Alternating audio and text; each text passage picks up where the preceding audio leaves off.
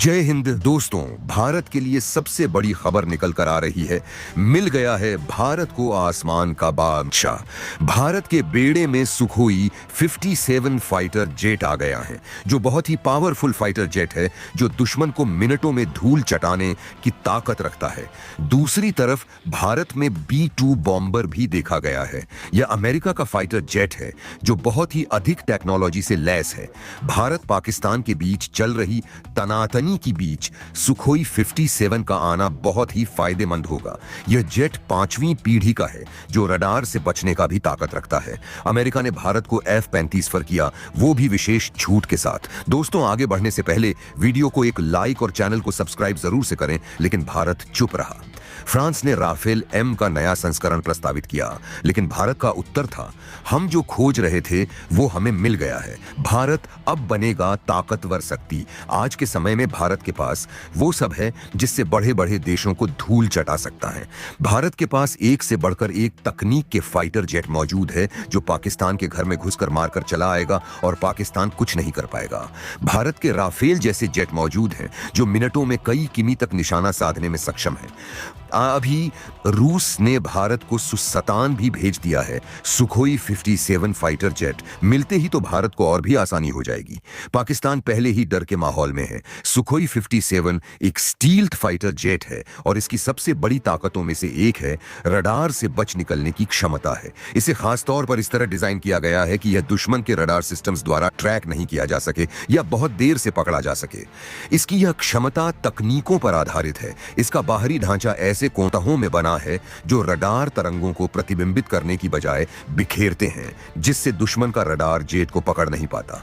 इसके ढांचे पर विशेष कोटिंग होती है जो रडार तरंगों को अवशोषित कर लेती है, जिससे इसकी रेडार क्रॉस सेक्शन बहुत कम हो जाती है। हथियारों को बाहरी तौर पर लटकाने की बजाय जेट के भीतर रखा जाता है ताकि वे रडार पर अतिरिक्त संकेत न दें। सुखोई के इंजन भी विशेष नोजल्स और शील्डिंग के साथ आते हैं ताकि उनकी इंफ्रारेड और रडार प्रोफाइल कम रहे।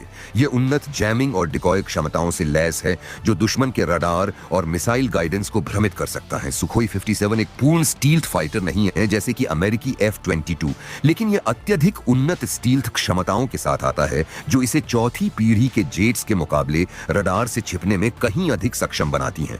भारत और रूस के बीच रक्षा सहयोग की एक नई कहानी लिखी जा रही है, जिसमें रूस ने भारत को अपने अत्याधुनिक 5वीं पीढ़ी के स्टील्थ फाइटर जेट सुखोई 57 की पेशकश की है। सुखोई 57 की खरीद से भारत को तत्काल लाभ मिल सकता है, लेकिन इससे स्वदेशी AMCA परियोजना पर प्रभाव पड़ सकता है। इसके अलावा रूस से तकनीकी निर्भरता और भविष्य में रखरखाव संबंधी चुनौतियां भी हो सकती हैं। Su-57 की पेशकश भारत के लिए एक रणनीतिक अवसर है, जो तत्काल रक्षा आवश्यकताओं को पूरा करने और स्वदेशी उत्पादन क्षमताओं को बढ़ावा देने में सहायक हो सकता है। हालांकि इस निर्णय को लेते समय दीर्घकालिक स्वदेशी विकास, रणनीतिक स्वायत्तता और तकनीकी निर्भरता जैसे पहलुओं पर विचार करना आवश्यक है।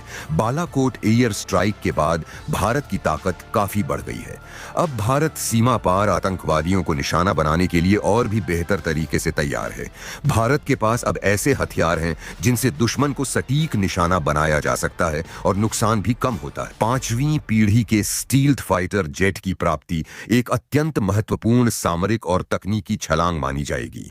यदि भारत इस विमान को अपने बेड़े में शामिल करता है, तो यह न केवल भारतीय वायुसेना की युद्ध क्षमताओं को कई गुना बढ़ा देगा, बल्कि इससे पूरे दक्षिण एशिया की सैन्य शक्ति का संतुलन भी बदल सकता है। बल्कि सुखोई 57 की वास्तविक ताकत है। भारत यदि इसे हासिल करता है, तो वह एक ऐसा अदृश्य योद्धा प्राप्त करेगा जो हवा में ही नहीं, राजनीतिक मंचों पर भी अपनी उपस्थिति दर्ज कराएगा बिना देखे। रूस की ओर से विकसित किया गया पहला 5वीं पीढ़ी का स्टील्थ फाइटर है। यह विमान हवा से हवा में, हवा से जमीन पर और इलेक्ट्रॉनिक वॉरफेयर के मिशन में अत्यधिक सक्षम है। भारतीय वायुसेना के पास फिलहाल सुखोई 57 और मिराज राफेल, कुछ MiG-19 जैसे चौथी पीढ़ी के फाइटर जेट हैं। हालांकि ये शक्तिशाली हैं, लेकिन 5वीं पीढ़ी की तकनीक की अनुपस्थिति एक रणनीतिक कमजोरी है। चीन के पास 20 से स्टील्थ फाइटर पहले से हैं और पाकिस्तान चीन से सहयोग कर रहा है। ऐसे में सुखोई 57 भारत के लिए एक गेम चेंजर हो सकता है। इस प्रस्ताव में न केवल जेट की बिक्री शामिल है, बल्कि भारत में ही इसका सह उत्पादन और तकनीकी हस्तांतरण भी प्रस्तावित है, जो भारत के मेक इन इंडिया और आत्मनिर्भर भारत अभियानों के अनुरूप है। रूसी अधिकारियों ने इस प्रस्ताव को बेहद लाभकारी बताया है, जिसमें भारत को पूर्ण तकनीकी हस्तांतरण, सह उत्पादन की सुविधा और आवश्यक औद्योगिक ढांचे की स्थापना का अवसर मिलेगा। यह प्रस्ताव भारत को अपने वायुसेना के बेड़े को आधुनिक बनाने और क्षेत्रीय सैन्य संतुलन बनाए रखने में मदद कर सकता है। हालांकि भारत ने 2018 में रूस के साथ संयुक्त रूप से 5वीं पीढ़ी के लड़ाकू विमान विकसित करने की परियोजना से हटने का निर्णय लिया था, लेकिन अब रूस ने नई शर्तों के साथ एक बार फिर से सहयोग का प्रस्ताव दिया है। प्रस्ताव भारत को अपने मौजूदा सुखोई 30 उत्पादन लाइन का उपयोग करके सुखोई का स्थानीय उत्पादन शुरू करने का अवसर प्रदान करता है। इस प्रस्ताव के साथ ही भारत के पास अमेरिकी F-30 फाइटर जेट का विकल्प भी है, जिसे अमेरिका ने भारत को बेचने की पेशकश की है। सह उत्पादन की अनुमति न होना और कठोर एंड यूजर शर्तें भारत के लिए चुनौतियां प्रस्तुत करती हैं।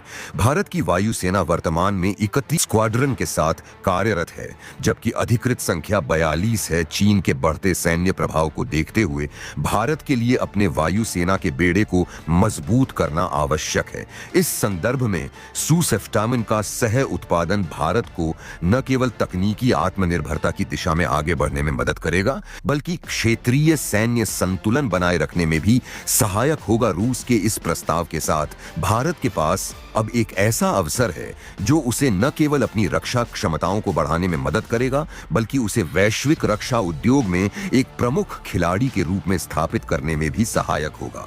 यह निर्णय भारत के लिए रणनीतिक रूप से महत्वपूर्ण होगा, जो उसकी दीर्घकालिक रक्षा नीति और क्षेत्रीय स्थिरता को प्रभावित करेगा। साल 2025 की शुरुआत भारत के रक्षा हलकों में असामान्य सन्नाटा लेकर आई थी ना। दिल्ली के साउथ ब्लॉक में कोई हलचल दिख रही थी, न ही रूस के क्रेमलिन से कोई स्पष्ट बयान आ रहा था। फिर एक रात सर्द हवाओं के बीच पालम एयरबेस के रनवे पर एक विशाल एंटोनोव परिवहन विमान उतरा। उसका शरीर बर्फ से ढका था, लेकिन उसके भीतर था वो रहस्य जिसे केवल कुछ ही लोग जानते थे। सुखोई 57 आधिकारिक रूप से कुछ घोषित नहीं किया गया था। प्रधानमंत्री कार्यालय मौन था, वायुसेना प्रमुख छुट्टी पर चले गए थे और रक्षा मंत्री उन्होंने बस हमारी सुरक्षा की नींव में कुछ नया जुड़ रहा है। भारतीय वायुसेना के एक गुप्त दस्ते को मध्य भारत के एक दुर्गम परीक्षण स्थल पर भेजा गया। वहां मौजूद था ब्लैक हॉक, कोड नेम दिया गया। पहला भारतीय सुखोई 57 मॉडल को इसमें कुछ रूसी तकनीकें थीं। जैसे ही जेट ने पहली उड़ान भरी, उसके इंजन की गर्जना ने दूर तक कंपन फैलाया, लेकिन जमीनी रडार पर उसका निशान शून्य था। वो अदृश्य था। शुद्ध रूप से IAF के पायलट ने जब लैंडिंग के बाद रिपोर्ट दी तो बस 2 शब्द लिखे, भविष्य यहाँ है। रूस के राष्ट्रपति पुतिन के साथ हुए बंद कमरे के समझौते में क्या तय हुआ था, ये आज तक एक रहस्य बना हुआ है। अमेरिकी राजदूत ने भारत सरकार से इस पर स्पष्टीकरण मांगा था, लेकिन भारत ने कोई उत्तर नहीं दिया। वॉशिंगटन पोस्ट में एक अज्ञात सूत्र ने लिखा, भारत ने जो प्राप्त किया है वह केवल एक फाइटर जेट नहीं, बल्कि रणनीतिक प्रभुत्व की चाबी है। चीन और पाकिस्तान के रक्षा विशेषज्ञों के बीच घबराहट का माहौल था। एक इंटरसेप्टेड सिग्नल में पाकिस्तानी वायुसेना प्रमुख ने बीजिंग से कहा, अगर यह सच है तो दक्षिण एशिया का संतुलन बदल गया है। दोस्तों, आपकी क्या राय है? कमेंट में बताइए। क्या भारत अब आगे निकल चुका है?